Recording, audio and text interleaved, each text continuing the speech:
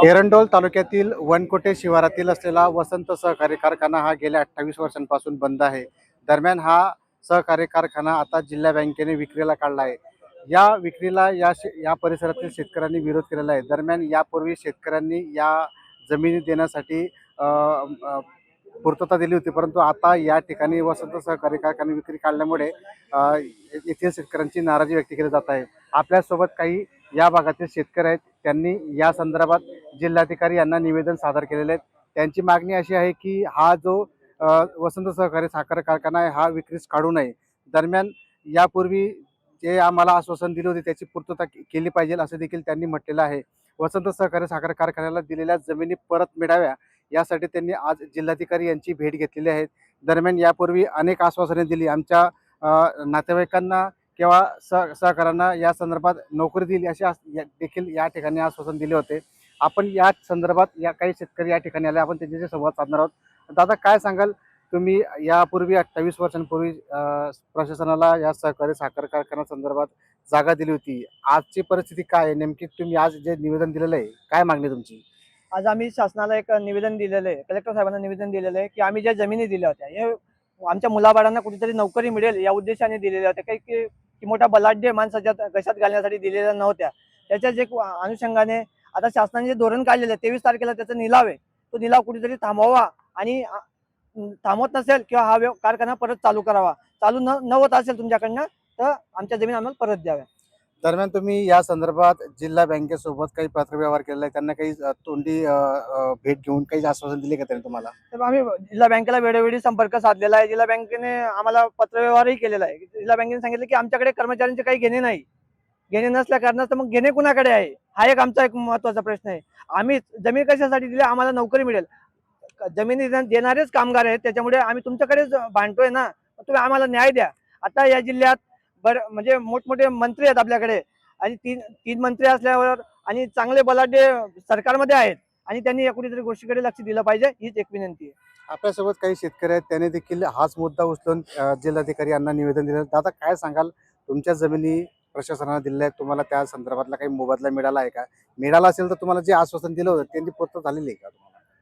म्हणजे ते जे त्यांनी मोबदला दिलेला होता शेतकऱ्यांना, तो मोबदला पण शेतकऱ्यांनी तिथे सभासद म्हणून तिथेच भरलेला होता. त्यामुळे शेतकऱ्यांच्या जमिनीची किंमत त्यांच्या हातात आलेली नव्हती. त्यामुळे त्या ठिकाणी सभासद झाल्यामुळे त्या ठिकाणी ती रक्कम त्या शेतकऱ्यांनी तिथे भरलेली होती.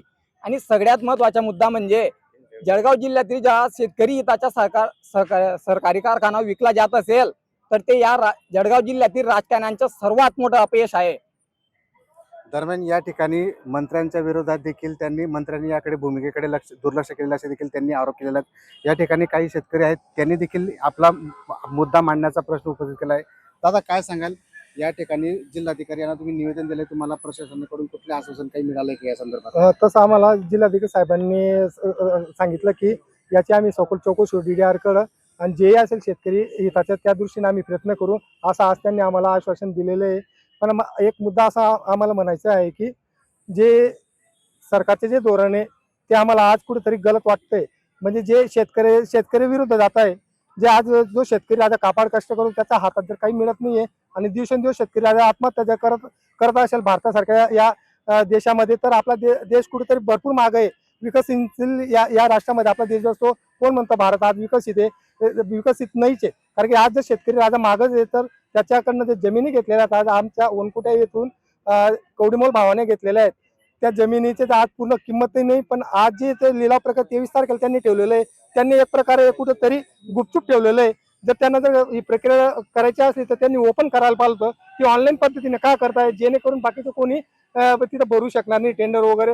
एक प्रकारे त्यांना हा कारखाना चालू करायचा नाही, तो विक्री करायचा आणि जी जमीन आहे आजूबाजूची एरिया ती जमीन त्यांना बळकवण्याचं कुठेतरी हे त्यांचा हा मानस आहे. त्यामुळे आमचं जे शेतकरी आमच्या जमिनी गेला आमचा असा विरोध आहे की या जमिनी आम्हाला परत मिळवणे तर हा कारखाना चालू करण्यात यावा.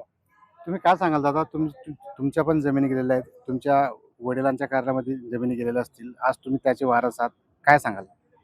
आमच्या वडिलांनी किंवा आजोबांनी जे जमिनी दिल्या होत्या की जेणेकरून जमिनी असे दिलेत की आमच्या मुलांचे किंवा नातूंचे जे येणारी पिढी राहील त्यांच्या उदरनिर्वाहासाठी त्यांनी या जमिनी दिल्या होत्या. मग जिल्हा बँकेला एक विनंती आहे, एक विचारायचे आहे की तुम्ही जर हा शेतकऱ्यांसाठी उभारलेला कारखाना होता, तर तुम्हाला विकायची घाई काय एवढी? व तुम्हाला विकायचे तर मग शेतकऱ्यांना, सभासदांना आणि सर्वांना तुम्ही विश्वासात घ्यायला पाहिजे, त्याचे ओपन टेंडर काढायला पाहिलं. तर तुम्ही गुपचूप का करताय? आणि गुपचूप करता बँकेने आज सांगतं की त्या कर्मचाऱ्यांचे काही संबंध नाही. अहो इथं कर्मचाऱ्यांची संबंध नाही, मग यांनी जमिनी कोणाच्या भरोश्यावर घेतल्या? आमची विनंती एकच आहे, ही लिलाव प्रक्रिया थांबावी, अन्यथा आमच्या जमीन आम्हाला वापस द्या. तुम्ही जर चालू करणार असाल तर आम्हाला निर्णयाचं स्वागत आम्ही करू. आम्ही जेणार ते तुम्हाला सर्व सहकार्य करू. फक्त तुम्ही कारखाना सुरू करा. जर तुम्ही विकत असाल तर आमच्या जमिनी आम्हाला वापस द्या, नाही तर आम्ही आत्मदहन केल्याशिवाय आम्हाला दुसरा पर्याय नाही. आम्ही निर्णय प्रक्रिया होऊ देणार नाही. खरंच नक्कीच या ठिकाणी शेतकऱ्यांनी सांगितलंय की या परिसरातील शेतकऱ्यांच्या विकासासाठी आम्ही वसंत सहकारी साखर कारखान्यासाठी शेतजमीन दिली होती, परंतु सोन्यासारखी जमीन ही कवडी मोल किंमतमध्ये गेल्यानंतर आता सहकारी कारखाना बंद करण्याच्या मार्गावर आहे. यासाठी जिल्हा बँकेने लिलाव जी काढलेला आहे त्याला या शेतकऱ्यांनी विरोध केलेला आहे. त्यामुळे हा कारखाना जर विक्री केला तर आम्ही आत्मदहन करू असा इशारा या परिसरातील शेतकऱ्यांनी व्यक्त केलेला आहे. जितेंद्र कोतवाल, LS मराठी, जळगाव.